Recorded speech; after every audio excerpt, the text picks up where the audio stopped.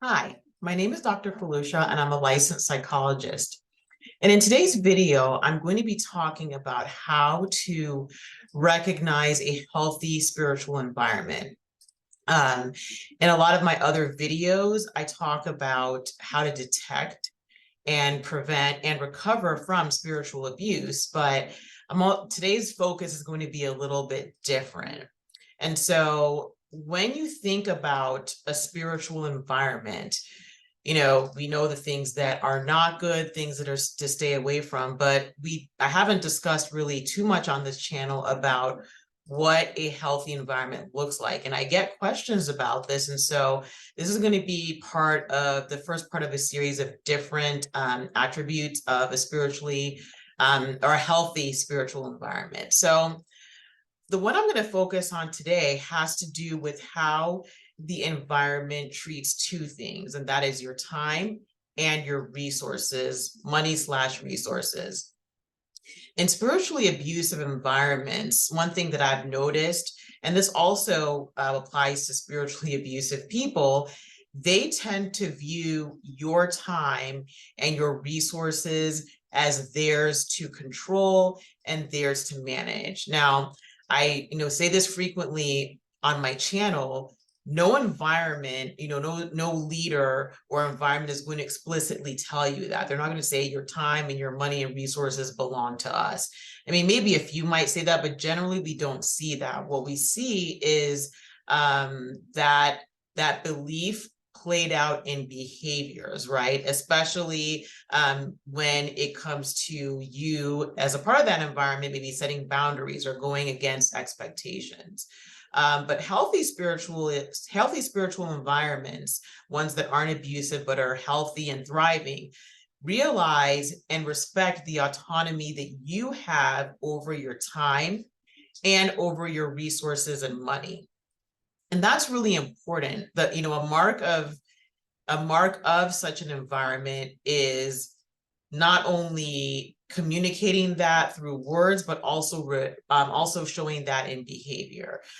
So for example, when, if you're in an environment that, what's the word I'm looking for, that respects your autonomy and respects your individuality, and your agency as a person, one thing you're going to see is that they acknowledge that your time and resources are yours to do with, to do what you want with, right? And that doesn't mean that a spiritual environment will not ask things of you, but they also recognize that that is not yours, not theirs to control, right? And so when we look at individuals who have been through spiritual abuse, they will discuss feeling overworked, right? Feeling like their time doesn't belong to them. And then also feeling that their resources have been drained, right? It may be through the assumption or being coerced into giving over, giving their money, giving their resources. And in some cases, financial abuse occurs when either individuals within that spiritual environment or the environment itself as a collective coercively takes control over that individual's finances and resources. And so on the flip side of that, a healthy environment will respect that your time is yours, right? Your resources are yours. And what they will do is they won't assume control over it. And so let's say that, example is maybe they ask for volunteers for something, right? They're asking for volunteers and they're recognizing that not everybody has to participate or wants to participate. And so when an environment understands and respects your time, they're going to make decisions that reflect that.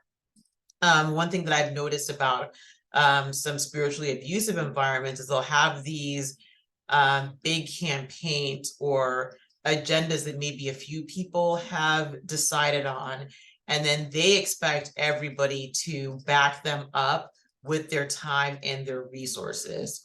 It's almost as if, well, it's not even as if, this is actually what happens. They don't take people's time and resources into account. So it's like they've already agreed on this thing, they're already going to do this thing, and then everybody is expected to donate their time and their resources to that thing to make it happen.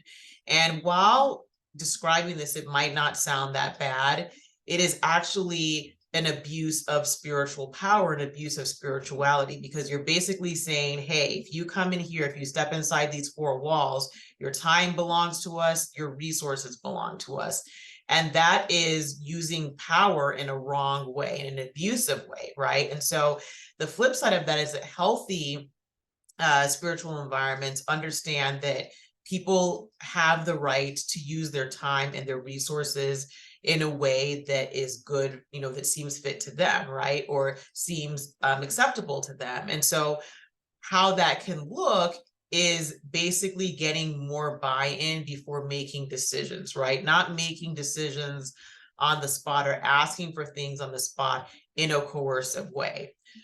So, that could mean asking for volunteers for something, but also realizing, hey, if this, if we don't have enough people to do this, maybe we need to scrap this project, or asking people and making requests in such a way that reflect that they understand that your time is valuable and your time is yours. And so, and I talked about this in some of my other videos as well, but I'll reiterate it. One way that can look is in making requests, right? In making requests in such a way where you feel free to say yes, or you feel free to say no. And when people will ask you things on the spot, pressuring you to make a decision right there on the spot about giving your time and resources to something, that is manipulation. That's coercion. It's basically saying, well, you better say yes without saying that. And so a healthy environment will give you time to process what you want to do with your time, with your resources, right? And resources, including money. And so another way that this could look in a healthy environment is understanding that when people have their resources, when they have their time, it is unfair of the environment to demand that it is used at their discretion and under their control. So for instance, sometimes people have talked about when they've been in spiritually abusive environments that they're expected to give a certain amount of their resources, of their money. So maybe it's not even just saying, give us this dollar amount. It may be saying, well, we need to use this and this thing of yours, or maybe a particular skill and a talent, and asking with the assumption that, well, since you are part of this environment, you must give it to us, right? And so pay attention to how people ask for things when you're in a spiritual environment. How does that look, right? Somebody who comes, who's asking for those things from a place of health and a place of security will not make demands on it and will not try to coerce you into doing certain things. And so I want you to think about that the next time when you're in a spiritual environment, or even when you're around people as part of that environment. Look at how they treat your time, your money, and your resources. What expectations do they have around that? And when we think about expectations, we communicate expectations through our behavior, right? Think about a time, think about how people are responded to when they say no, or when they put up a boundary, they say, well, I'm not going to spend my time and money in this way. How is that reacted to? In a healthy environment, because they understand that time and resources belong to people and they must ask for them, but they're not entitled to them, then things will look very different from that of a spiritually abusive environment, right? When people say no, it's understood and it's done. It's like, okay, if you don't want to do this, fine. Or if you want to use your time and money this way, that is up to you. That is your decision. There isn't a sense of entitlement.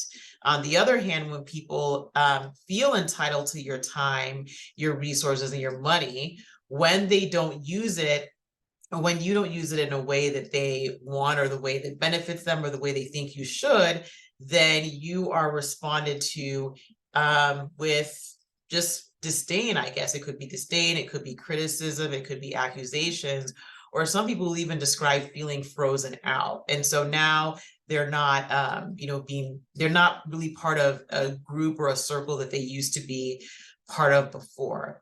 And so again, when you are in a spiritual environment, I'd like for you to, and I'm going to be talking about, again, other attributes of a spiritually healthy environment. But one thing is look at their attitude toward people's time, money, and resources.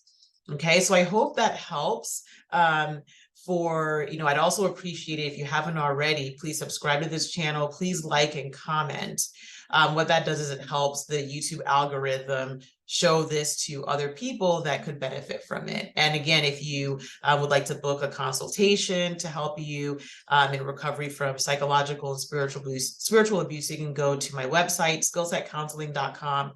Book your consultation through there, and there's also a link in the description box.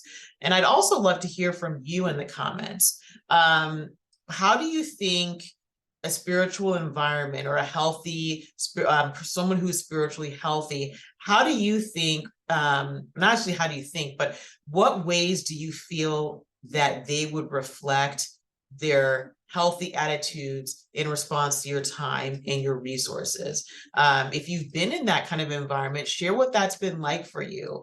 I'd really love for people in the comments to support one another and share information and knowledge. So with that being said, I hope you have a wonderful day that's filled with peace. Bye-bye.